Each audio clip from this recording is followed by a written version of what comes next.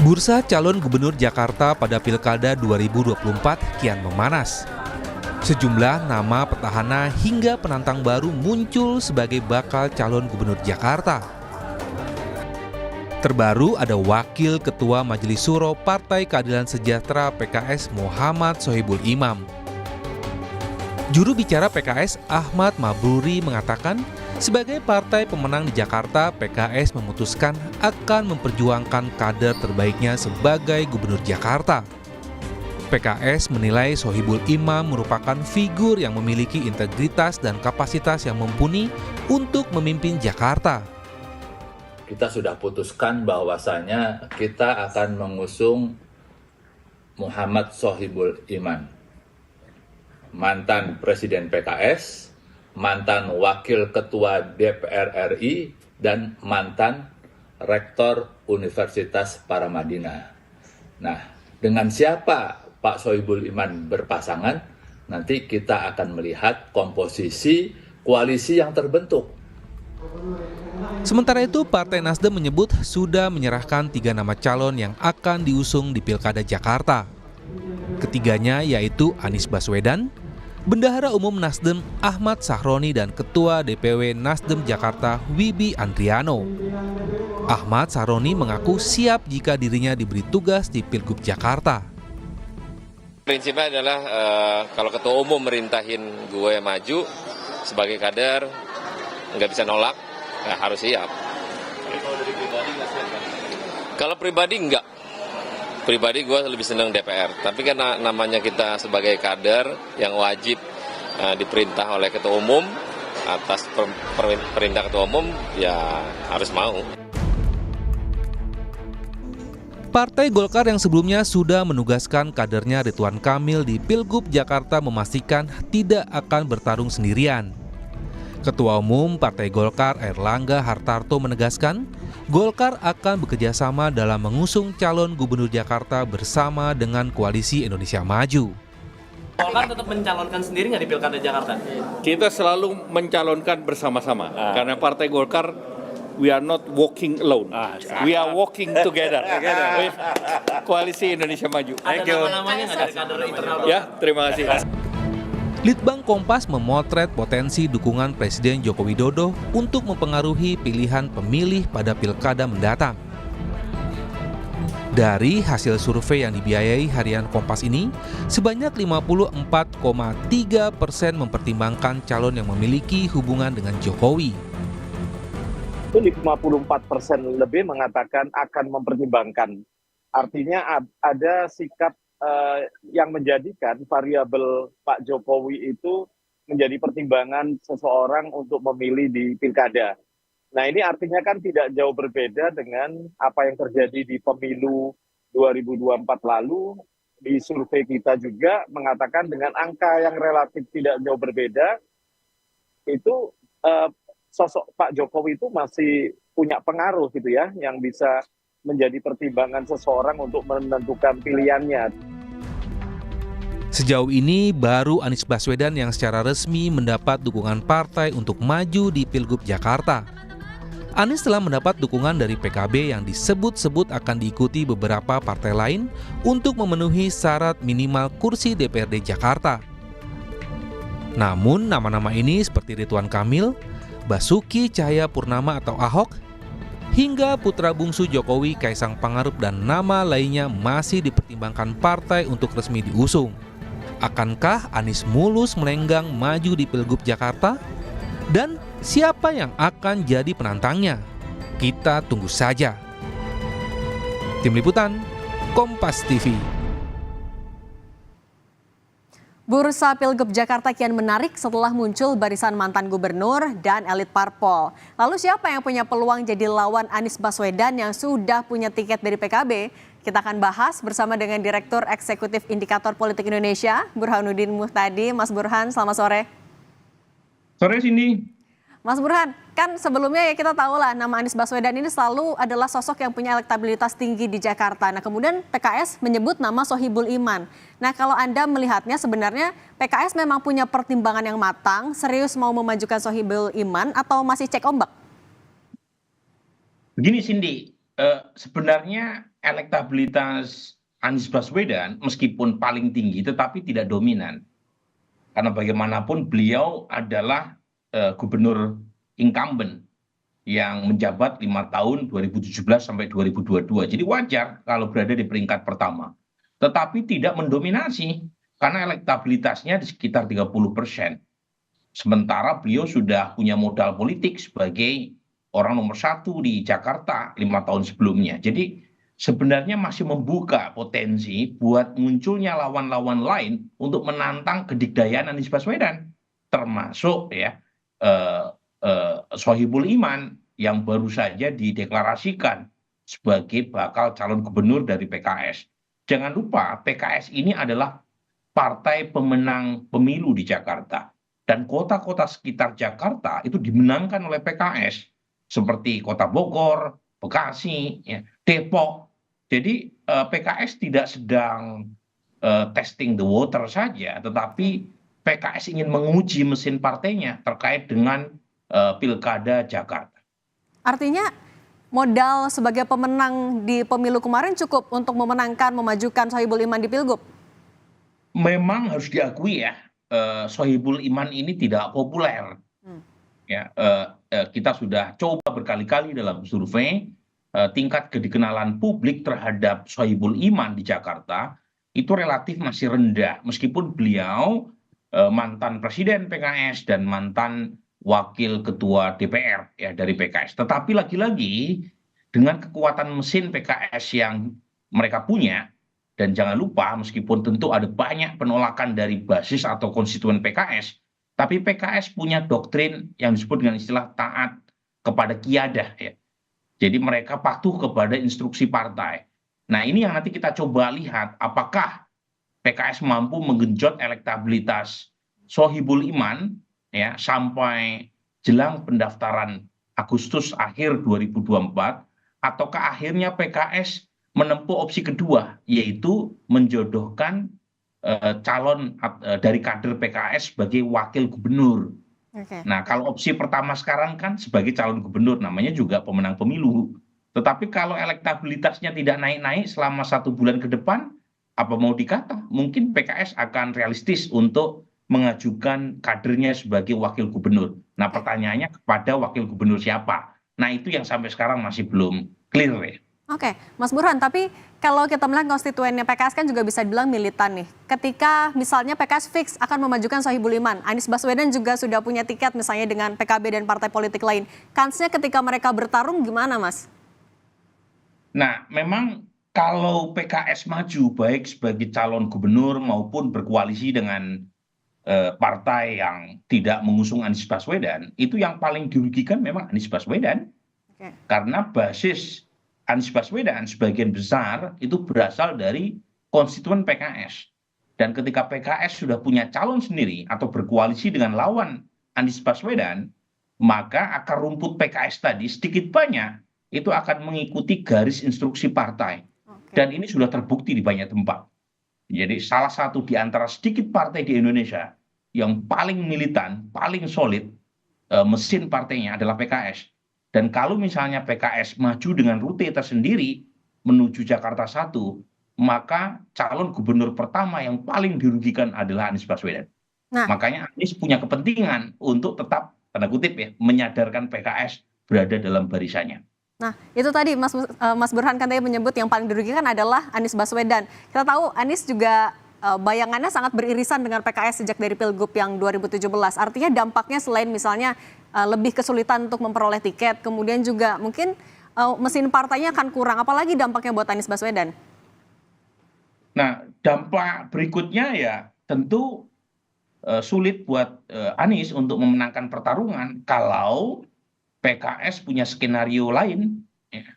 Makanya menurut saya salah satu bacaan dengan ya, memunculkan Sohibul Iman sebagai calon gubernur dari PKS, ini juga bagian dari upaya PKS untuk menaikkan posisi tawar, yaitu agar Anies segera meminang calon dari PKS sebagai calon wakil gubernurnya.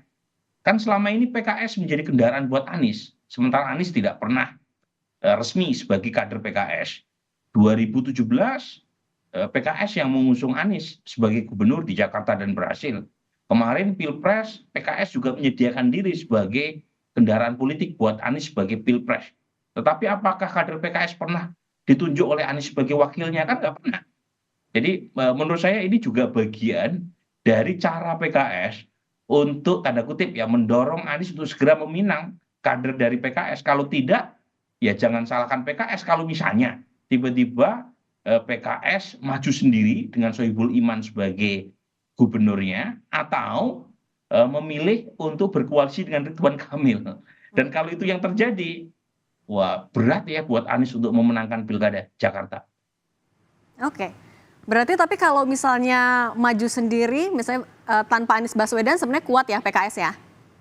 Nah, masalahnya adalah PKS meskipun memenangkan Pilkada DKI, meskipun memenangkan pileg di DKI Jakarta, tetapi kemenangannya itu tidak mencapai syarat minimum untuk bisa mendaftarkan kadernya tanpa koalisi dengan partai lain. Itu masalah utamanya, Cindy. Jadi PKS memang menang, tetapi kursinya hanya 18%. Kurang 2% untuk mencapai minimum threshold. Ya. Nah, kalau misalnya Sohibul Iman ini sudah diusung oleh PKS sebagai cagup, tetapi elektabilitasnya memble, tidak kompetitif, saya kira sulit juga buat PKS untuk menggandeng mitra koalisi yang lain. Nah, pada titik itu PKS harus menyediakan opsi berikutnya, bukan sekedar memaksakan Sohibul Iman sebagai cagup kalau misalnya gagal mendapatkan mitra koalisi, tapi juga mencari skenario kedua, yaitu menjadi cawagup dari pasangan yang akan berlaga nanti. Oke, kalau lagi menaikkan daya tawar buat Anies Baswedan agar Anies meminang cawagupnya dari PKS, siapa namanya? Sohibul Iman sajakah atau ada nama-nama lain yang sekiranya bisa menggoda warga Jakarta? Nah, masalahnya memang PKS ini terkenal dengan militansi dan mesin partai yang kuat, tetapi kadernya kurang begitu kompetitif. Jadi bukan hanya Pak Sohibul Iman ya, dengan segala hormat saya kepada beliau, ya nama seperti Mardhani Alisera, nama seperti Saihu, ya Presiden PKS sekarang, nama seperti Adang Darajatun, itu nama-nama yang di belakang layar saya dengar coba ditawarkan sebagai calon wakil gubernur baik kepada Anies Baswedan maupun Ridwan Kamil. Cuma nama-nama tadi secara elektoral memang kurang kompetitif. Nah, tetapi memang kekuatan PKS bukan pada ketokohan kadernya. Kekuatan PKS itu pada militansi grassroots plus mesin partainya. Dan jangan lupa, PKS adalah pemenang pemilu di Jakarta. Dan itu daya tawar dari PKS yang saya kira meskipun kader-kadernya tidak populer secara elektoral, tetapi kekuatan atau brand dari partai seperti PKS akan tetap menggoda siapapun calon yang akan maju sebagai gubernur di Jakarta nanti. Oke, Mas Burhan, DPD PDI Perjuangan Jakarta bilang akan mendukung Anies Baswedan di Pilgub Jakarta 2024. Ini disampaikan oleh Ketua DPW Nasdem Jakarta, Wibi Andrino. Wibi bilang, ya nggak mempermasalahkan kalau PDIP dukung Anies. Kita dengarkan dulu sama-sama Mas Burhan pernyataannya. Informal aja berbicara, kita agak kaget kemarin teman-teman di DPD PDI Perjuangan mengusung Bapak Anies. Ada apa nih, ya kan? Tapi ya biarkan saja berproses. Artinya kagetnya tadi itu sebenarnya itu tanggapan pribadi saya karena Ketua DPD PDI Perjuangan Jakarta nelfon saya, Pak Adi ya, Pak Amin bilang kayaknya kita mendukung Anies. Wow. Oke. Nah, Mas Burhan tadi menanggapi pernyataan dari Wibi Andrino, seperti apa kira-kira hitung-hitungannya? Ya, memang sejauh ini ada dua poros. Ya. Pertama adalah poros keberlanjutan dalam pengertian secara nasional, yaitu kubu dari koalisi yang mendukung Pak Jokowi hari ini maupun Pak Prabowo Gibran nanti. Nah, dalam hal ini mengerucut ke nama Ridwan Kamil. Koalisi Indonesia Maju yang akan mengajukan tokoh di Pilkada Jakarta. Nah, yang kedua adalah poros perubahan. Meskipun lagi-lagi dua poros ini tidak relevan ya dalam konteks Jakarta. Karena Anies Baswedan kan petahana. Tetapi lagi-lagi ini konteksnya nasional. Kenapa nasional penting saya sebut? Karena residu Pilpres masih terasa di Jakarta. Ya. Dan untuk poros perubahan, nama yang diajukan adalah Anies Baswedan. Dan residu Pilpres ini pula yang menyebabkan PDI Perjuangan itu semangatnya adalah mencari tokoh yang potensial menang, tetapi bukan berasal dari kolam istana. Dan itu adalah Anies Baswedan. Jadi kenapa bukan Ridwan Kamil, meskipun Ridwan Kamil juga punya potensi menang, karena Ridwan Kamil berada dalam pusaran istana.